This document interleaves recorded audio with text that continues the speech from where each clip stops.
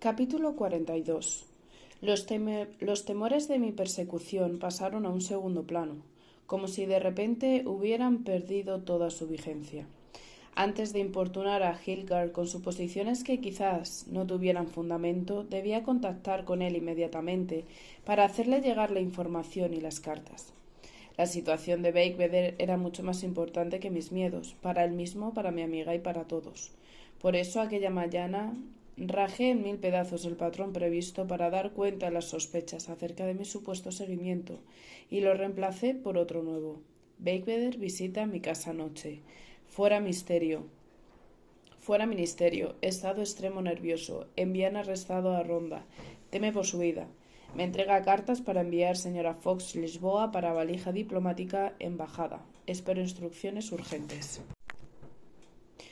Sopesé la idea de acudir a Embassy a mediodía para captar la atención de Hilgar, aunque la noticia del cese ministerial le habría llegado con seguridad a primera hora de la mañana. Yo sabía que todos los detalles que el coronel me transmitió le serían de enorme interés. Además, intuía que debía hacerme cuanto antes de las misivas dirigidas a Rosalinda.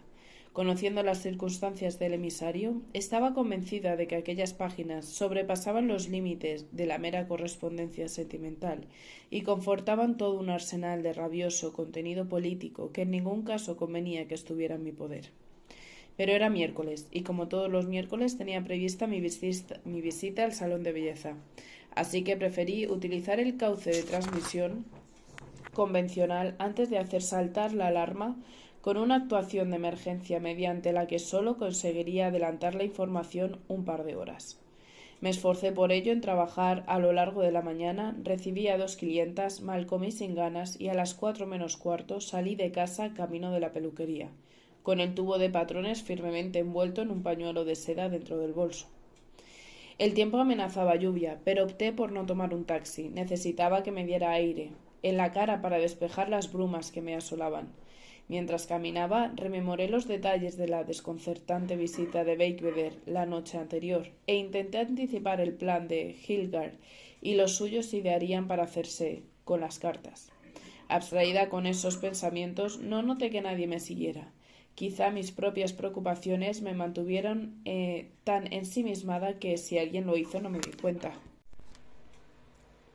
Los mensajes quedaron escondidos en el armario sin que la muchacha de cabello rizoso, encargada de aquella especie de guardarropa, mostrara el más mínimo gesto de complicidad al cruzar su mirada con la mía. O era una colaboradora formidable o no tenía la menor idea de lo que ante sus ojos pasaba.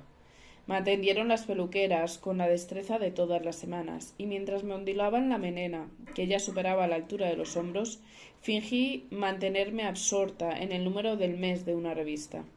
Me interesaba bastante poco aquella publicación femenina llena de remedios farmacéuticos, historietas dulzonas, cargadas de moralina y un completo reportaje por las catedrales góticas, pero la leí de cabo a rabo, sin despejar los ojos de ella para evitar el contacto con el resto de las clientas cercanas, cuyas conversaciones no me interesaban en absoluto.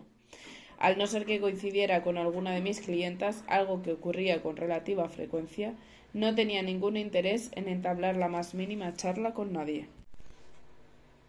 Salí de la peluquería sin los patrones, con el pelo perfecto y el ánimo aún turbio. La tarde seguía desapacible, pero decidí dar un paseo en vez de regresar a casa directamente. Prefería mantenerme distraída y alejada de las cartas de Beigbeder mientras llegaban las noticias de Hilgar sobre qué hacer con ellas. Ascendí sin rumbo fijo por la calle de Alcalá hasta la Gran Vía. El paseo fue tranquilo y seguro en un principio, pero a medida que avanzaba, noté cómo aumentaba la densidad humana de las aceras, mezclando a paseantes bien arreglados con limpiabotas, recogecolillas y mendigos tullidos que ensayaban sus lacras sin pudor en busca de caridad. Fui entonces consciente de que estaba extralimitando el perímetro acortado por Hilgar. Me estaba adentrando en un terreno un tanto peligroso, en el que tal vez pudiera cruzarme con alguien que un día me conoció. Probablemente nunca sospecharan que la mujer que caminaba envuelta en un elegante abrigo de lana gris había suplantado a la modista que años atrás fui, pero por si acaso Decidí entrar en un cine para matar el resto de la tarde y evitar de paso exponerme más de lo conveniente. El Palacio de la Música era la sala y Rebeca la película. La sesión estaba comenzada, pero no me importó. El argumento no me interesaba, solo quería un poco de privacidad mientras transcurrían las horas necesarias para que alguien hiciera llegar a mi casa instrucciones como cómo actuar. El acomodador me acompañó a una de las últimas filas laterales mientras Laurence Olivier y John Fontaine recorrían a toda velocidad una carretera llena de curvas a bordo de un auto sin capota. Tan pronto como acostumbré la vista a la oscuridad, percibí que el gran patio de butacas estaba prácticamente lleno. Mi fila y su zona, sin embargo, por su lejanía, tan solo la ocupaban algunos cuerpos moteados aquí y allá.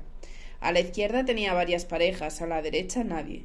Por poco tiempo, no obstante, apenas un par de minutos después de llegar, noté que alguien se sentaba en el extremo de la fila, a no más de 10 o 12 butacas de distancia. Un hombre solo cuyo rostro no pude percibir entre las sombras. Un hombre, cualquiera que jamás me habría llamado la atención de no ser porque llevaba puesta una gabardina clara con el cuello levantado, idéntica a la de un individuo que me seguía desde hacía más de una semana. Un hombre con gabardina de cuello alzado a quien, a juzgar por la dirección de su mirada, más que la trama cinematográfica le interesaba yo. Un sudor frío me recorrió la espalda. De golpe supe que mis presuposiciones no habían sido vanas, sino reales. Aquel individuo estaba allí por mí. Me había seguido probablemente desde la peluquería. Tal vez incluso desde mi domicilio. Había caminado tras mis pasos durante centenares de metros. Me había observado cuando pagaba la entrada a la taquillera. Mientras recorría el vestíbulo, entraba en la sala y encontraba mi sitio. Obsérvame sin que yo lo viera no había sido suficiente para él. Sin embargo, una vez me tuvo localizada, se había instalado apenas a unos metros, cortándome el paso hacia la salida, y yo, incauta y abrumada por las noticias del cese de Beigbeder, había decidido en el último momento no hacer partícipe a Hilgard de mis sospechas, por más que éstas hubieran incrementado a lo largo de los días. Mi primera idea fue escapar, pero inmediatamente noté que estaba encajonada. No podía acceder al pasillo derecho sin que él me dejara pasar. Si decidía hacerlo por el flanco izquierdo, tendría que importunar a un puñado de espectadores que protestarían molestos por la interrupción y deberían levantarse o encoger las piernas para que pudiera abrirme paso, lo cual daría tiempo de sobra al desconocido para abandonar su butaca y seguirme. Recordé entonces los consejos de Hilgard durante la comida en la legación americana. Ante cualquier sospecha de seguimiento, tranquilidad, seguridad, apariencia de normalidad. El descaro del extraño de la gabardina no presagiaba, sin embargo, nada bueno. Lo que hasta entonces había sido un seguimiento disimulado y sutil parecía haber dado paso bruscamente a una ostentosa declaración de intenciones. «Estoy aquí para que me vea», parecía decir sin palabras, «para que sepa que la vigilo y que sé a dónde va, para que sea consciente de que puedo meterme en su vida con toda facilidad. Vea, hoy he decidido seguirla hasta el cine y bloquearle la salida. Mañana puedo hacerlo con usted lo que me venga en gana». Fingí no prestarle atención y me esforcé por concentrarme en la película, pero no lo logré. Las escenas pasaban ante mis ojos sin sentido ni coherencia. Una mansión tétrica y majestuosa, una malla de llaves con aspecto maléfico, una protagonista que siempre se comportaba de manera equivocada y el fantasma de una mujer fascinante flotando en el aire. La sala entera parecía subyugada. Mi preocupación, no obstante, estaba volcada en otro asunto más cercano.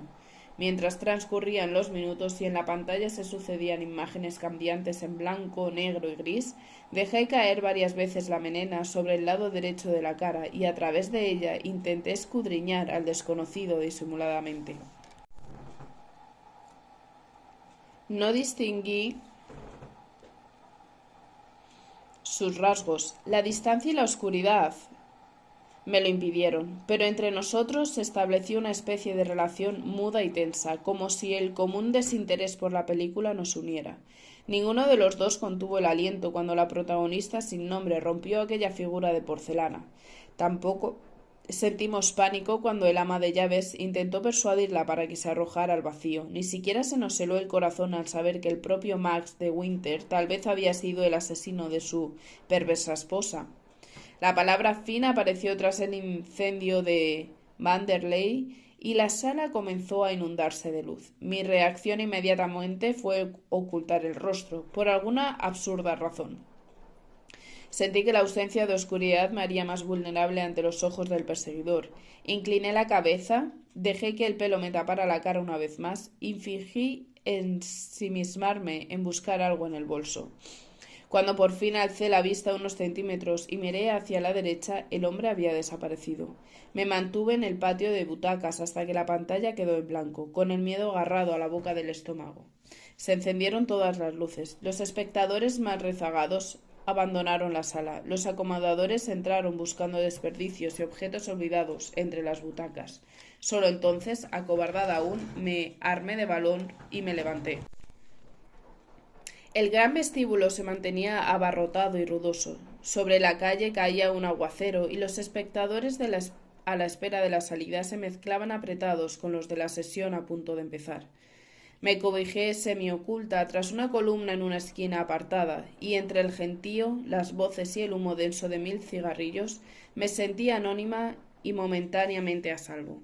Pero la frágil sensación de seguridad duró apenas unos minutos, los que tardó la masa en comenzar a disolverse. Los recién llegados accedieron por fin a la sala para ensimismarse con las desventuras de los de Winter y sus fantasmas. El resto, al amparo de paraguas y sombreros los más provenidos de chaquetas alzadas y periódicos abiertos sobre la cabeza los más incautos, o simplemente cargados de arrojo los más valientes, fueron abandonando poco a poco el mundo factuoso del cine y saliendo a la calle para enfrentarse a la realidad de todos los días. Una realidad que aquella noche de otoño se presentaba con una densa cortina de agua cayendo inclemente del cielo. Encontrar un taxi era una batalla perdida de antemano, así que al igual que los centenares de seres que me precedieron, me armé de valor y con tan solo un pañuelo de seda cubriéndome el pelo y el cuello alzando del abrigo, me dispuse a regresar a casa bajo la lluvia. Mantuve el paso presuroso, deseando llegar cuanto antes para refugiarme tanto del aguacero como de las decenas de sospechas que me acosaron al andar. Volví la cabeza constantemente de pronto, como de las decenas de sospechas que me acosaron al andar.